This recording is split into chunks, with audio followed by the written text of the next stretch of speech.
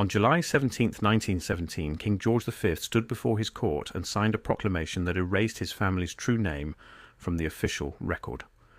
With a stroke of the pen, the House of Saxe-Coburg and Gotha ceased to exist. In its place appeared a new dynasty built from the name of a castle, a name that sounded British, ancient, and unimpeachably English. The House of Windsor was born that day, and the world accepted it without question. But here is what nobody in the official chambers of history will tell you. The Windsors changed their family name in 1917. Their real surname traces to Tartaria. And when you follow the bloodline backward, past the German principalities, past the Wettin dynasty, past the medieval records that survive only in fragments, you arrive at something the royal historiographers have spent over a century trying to keep buried. This is not a story about a wartime public relations decision. This is a story about who these people actually are, where they came from, and why the answer to that question changes everything you thought you knew about the British monarchy.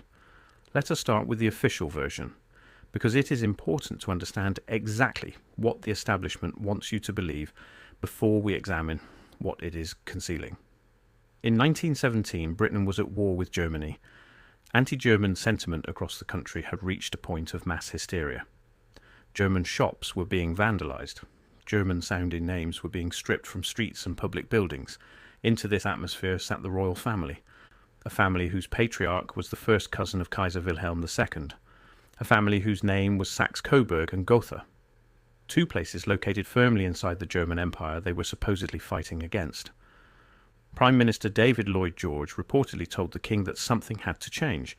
A British king with a German name leading a war against Germany was the kind of contradiction that could unravel the entire monarchy. And so George V made his choice. He chose Windsor, the name of his favourite castle in Berkshire, standing for nearly 1,000 years. It sounded ancient, it sounded English, it sounded safe. Kaiser Wilhelm II, when he heard the news, reportedly mocked his cousin openly. He said he was looking forward to attending a performance of The Merry Wives of Saxe-Coburg and Gotha. Yeah, but the joke did not land the way Wilhelm intended, because the British public accepted the new name completely. Windsor stuck, and within a generation most people had forgotten there was ever anything else. That is the official story. Neat, logical, wartime necessity. Now let us pull at a different thread entirely. The family name before Windsor was Saxe-Coburg and Gotha. The dynasty before that was the Wettin family.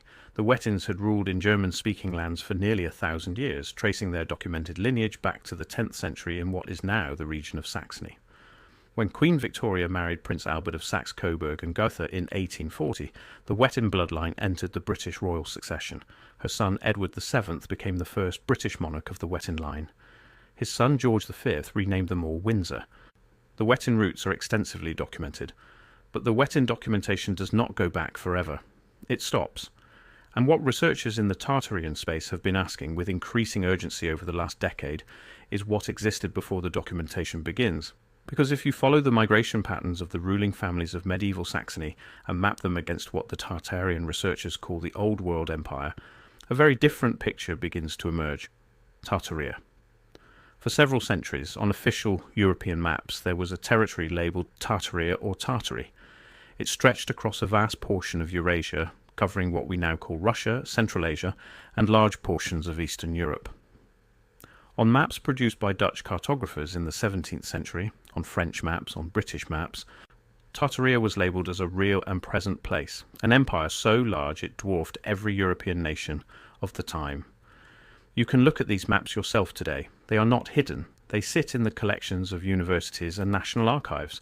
What is hidden is the explanation for what they actually show. The mainstream position holds that Tartaria was a loose geographic label applied by European mapmakers to the lands of various Mongol and Turkic peoples following the Mongol conquests. Over time, as European knowledge of Central Asia improved, the label was phased out. By the 19th century, Tartaria as a map designation had disappeared. That is the official position, a cartographic convention, nothing more. But the researchers who work in the Tartarian space reject that explanation as profoundly incomplete. They point to the architecture, the infrastructure. The sheer scale of what appears on those old maps does not match a loose confederation of nomadic tribes. Tartaria, as documented in sources prior to the 19th century, appears to have been a civilization. A functioning, organised, possibly highly advanced